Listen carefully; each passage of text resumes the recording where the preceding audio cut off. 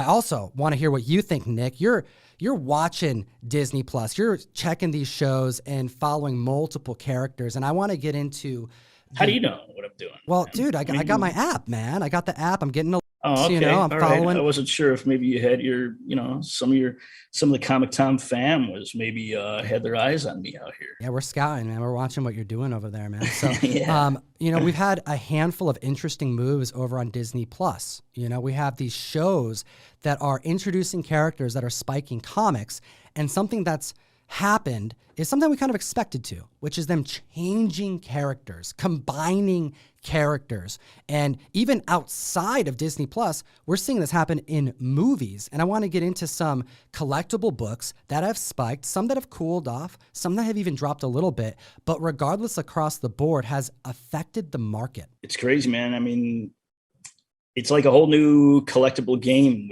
with Disney Plus. It's, a lot of times these TV shows wouldn't really even move the needle on any of these books as far as value, as far as demand. I mean, like Batwoman, on WB, CW, whatever.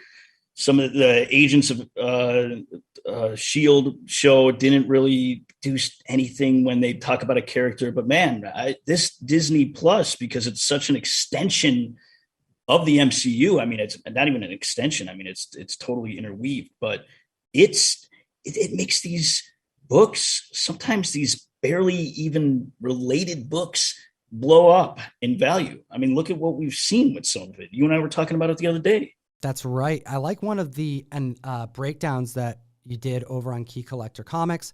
It was during one of the Hot 10s over the last couple months. And we did a calculation, a very rough calculation after Falcon and Winter Soldier, because that had the highest view count of any Disney Plus show to date. And whatever that number was, I can't remember it off the cuff, we calculated like, hey, let's just say 1%, just 1%. Because you're not wearing cuffs, Tom. I know, right? 1% of that market, we calculated over let's just say of that percentage, decided they were slightly interested in buying a comic book.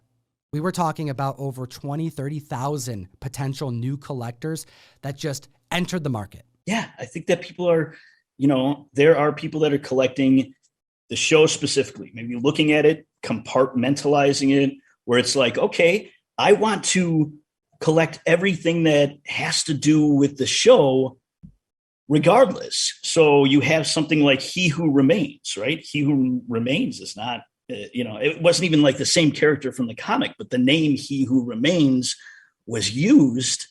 And it's like this issue sold in July in a 9.8, I think, 9.6 for about $500. And then a 9.8 sold last in October. So before even, this He Who Remains was even mentioned, the 9.8 sold for $200. So we're seeing the 9.6 sell for almost triple. And it's like, people watch the show. I don't think that they were like, oh, this is the character that's going to be the next big bad. No, I don't think so. I think it's people that are like, I want everything that has to do with this show because I like it. I want the Thanos copter. I want Throg. I want, it's just like a collection of that specific show. Isn't that interesting? Because most of the time, prior to this new wave of collecting and prior to the crazy spikes that blue chip keys have had just in this last year, most of the time when you see something like that, you see a spike that's just barely a blip. We've been covering the trending list for years now, the Hot 10 for over a year, and you're seeing such a substantial growth in price, but you're also seeing it maintain to a certain extent. Does it always, maintain to that highest level that the show happened? Of course not. However, it does happen sometimes, and He Who Remains is a great example of which, because like the Thanos copter, we don't expect that to happen again. This was like fan service, an Easter egg. I don't know. Or not. Maybe they will, maybe they won't. I mean, I thought the character was a Mortis, and maybe that is the case, but we're talking about the end of Loki. But then like you get something female Taskmaster, right? In Deadpool Max #5. It's not necessarily Taskmaster. It's like an alt reality version of the character. But that book blew up because, as we suspected, Taskmaster was a female. So that blew up, but the actual first appearance of Taskmaster took a bit of a hit. Like the interest sort of deflated on it. So it's really strange what's going on with Disney Plus in relation to the comic book values and what becomes more in demand. Yeah, that Deadpool Max #5, I remember reporting on that at under $90 for a 9.8 over a year ago. And we're talking a 10x factor for a raw copy, which is hitting upwards of $80 to $100 still post Black Widow, even after it was largely considered the least exciting thing about the movie. Like that's like the biggest complaint was how they portrayed Taskmaster in this movie. And we're seeing CGC 9.8s still hitting above $800, near $1,000. I think that was actually the record when we reported on it. And as mentioned, out of continuity, different character design, different character altogether. It's not the same person. And this isn't unique. We actually saw the same thing with Cap 312, Flag Smasher. Do you remember how much that book spiked?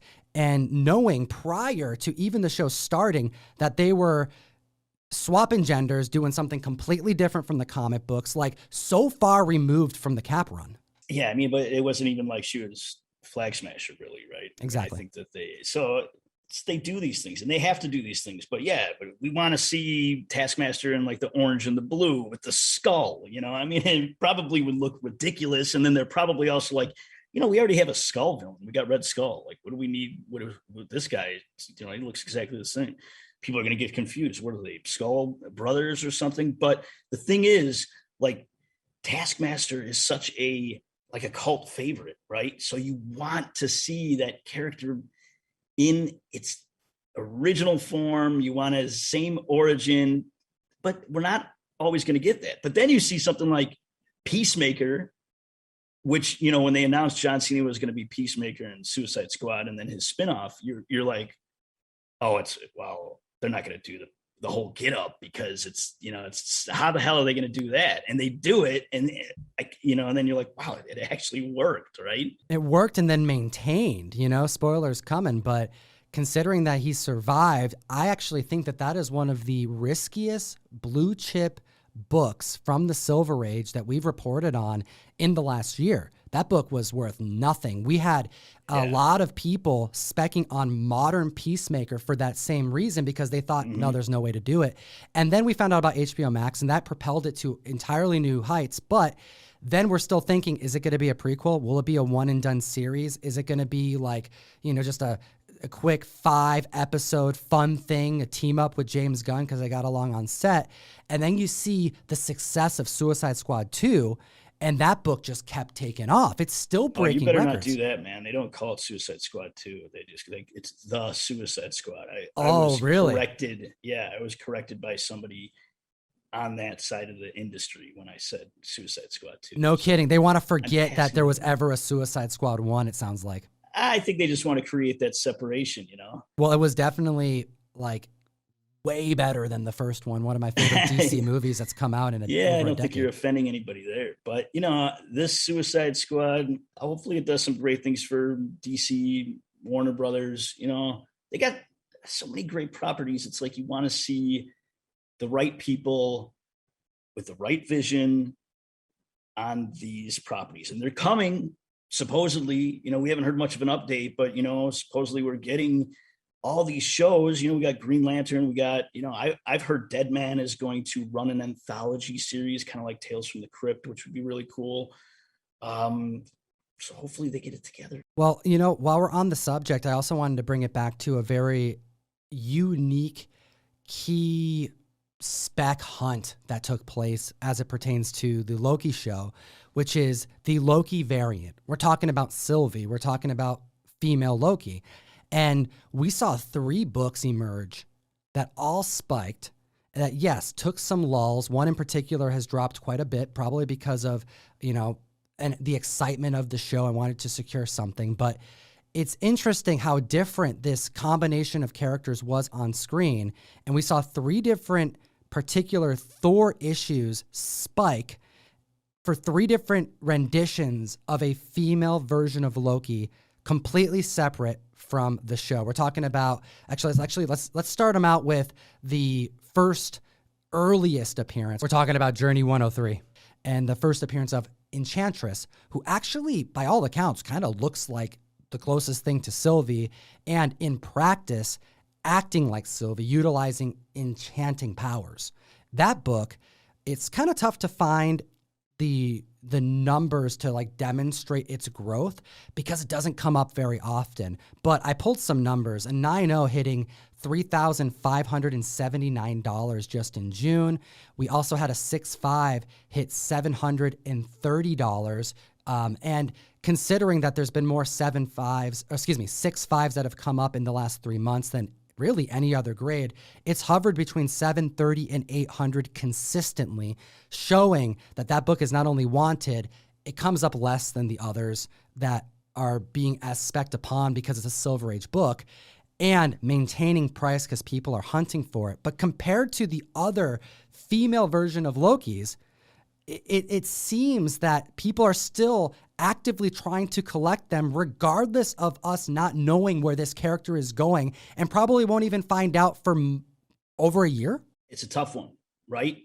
Because you're expecting Loki to be a female and look like a female Loki. So it's like those books, as hot as they were at a certain time, it's like how close there's a certain point where it's like it's so far away from what you see on screen that it's really difficult to make a connection, and the book just sort of is somewhat forgotten about, loses demand.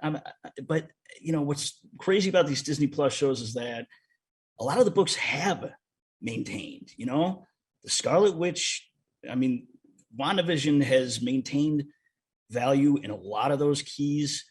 And, you know, another thing is these keys kind of blown up as the show airs. Whereas, you know, you'll see a lot of people go,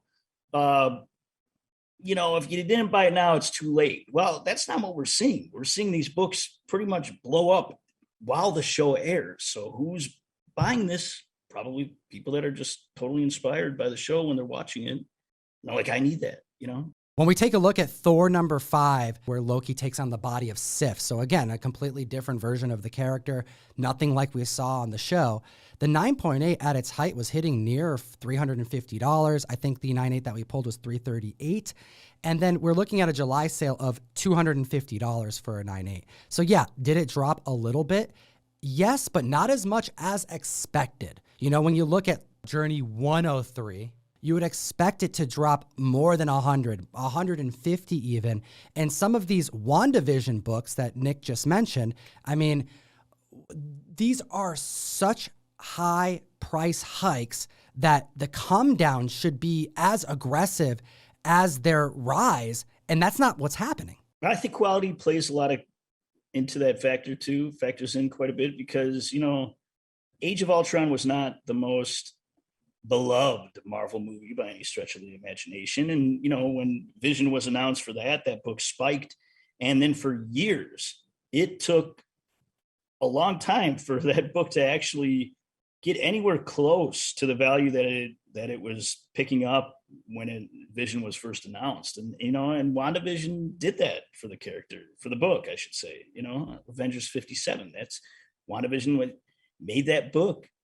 It brought it back up to those levels that we saw back in 2000. When did that movie come out? 14, something like that? Yeah. 15? No, probably 16? A little later than that. I think it was 2016, 17. Okay, yeah. And we also had a bunch of books that were like dollar bin books that spiked up as well. And as mentioned, you know, Easter eggs and various moments on screen that you have to look at as not just a purchase for spec reason, not even a purchase for flipping. Like I've long abandoned that the sales that we're seeing are all collectors trying to make a dime off of comic books. We're in an era where people are seeing things on screen and they want to own it themselves. They want to cherish it. This is a memento. They remember when they saw this on screen with their family, with their kids, you know?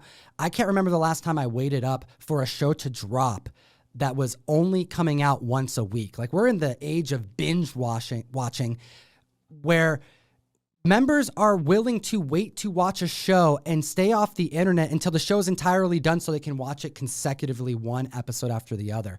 And then go to Twitter and just, constantly tweet about it, getting into fights, right? Exactly. Comic Fam, I want to know your thoughts about the changing of characters and how that's affected the comic book marketplace, because this is a unique time. And I want to hear your thoughts. And are you buying any of these comics? I mean, what's cool is that you got a bunch of dollar bin books that have elevated out of the dollar bin. Even if there's something that goes back down, I don't think that Thor Annual is going to, ever be a dollar bin book again. Maybe it will. I mean, maybe it will. That's because it's, like I said, so far away from the character. But these shows are making like dollar bin books, wall books. And you don't really hear, at least I don't hear that much about it, but you would think stores would be like, this is great, right? Wouldn't you think stores would be really excited about that? Oh, I happen to know that they are, at least in my circle. We're going to conventions again, and we're chatting with dealers that we haven't talked to in a while because, hey, the con season's starting to come back, con crud and all, right, as mentioned. And these dealers... Con crud? That's really gross. And it is very gross. I haven't heard that. That's what you call it, man. It's the sickness you get from the convention. And these dealers are telling me that they're going through long boxes. They don't even want to sell them anymore. They're like pulling out stuff that typically they'll just bulk out. They'll just sell in mass. And they're like, I'm keeping all my Star Wars. I'm keeping all my Avengers. Like, it just takes 1 week and their pocket of multiple issues of a particular book has now just become one of the most wanted books in their store. And we're talking about a time, like, don't get it twisted, Comic Fam. This is a good thing. Let me remind you, there were 3 solid months where stores couldn't even open their damn doors to their customers. So having a customer interest in product that they've had in stock is a fantastic opportunity to pay the bills, to keep them going. The LCSs matter.